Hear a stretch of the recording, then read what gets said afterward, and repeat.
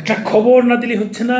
এখন থেকে ভারতে যেতে হলে আপনাকে ভারতে একটা ট্যাক্স দিতে হবে, যেটা বাংলাদেশ সরকার, আমরা যখন বাংলাদেশ থেকে বাইরে যাই তখন একটা ভ্রমণ ট্যাক্স নিয়ে থাকে।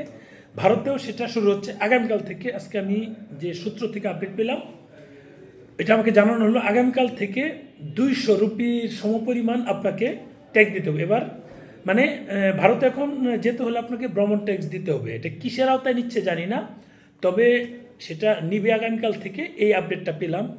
এটা আজকে একজন যা গেল ওনার কাছ থেকে আমি আপডেটটা পেলাম। যদি এরকম হয়ে থাকে তাহলে বাংলাদেশে 1000 টাকা, ওখানে প্রায় 300 টাকা, 13 টাকা অতিরিক্ত ভ্রমণ ট্যাক্স যাচ্ছে। আগে যেটা ইন্ডিয়াতে নিত না, এখন হয়তো বা এই ভ্রমণ ট্যাক্সটা ইন্ডিয়াতে নেওয়া হবে, তাদের এখানে ঢুকে যাবে। ভ্রমণ ট্যাক্স না কি আমি জানি না।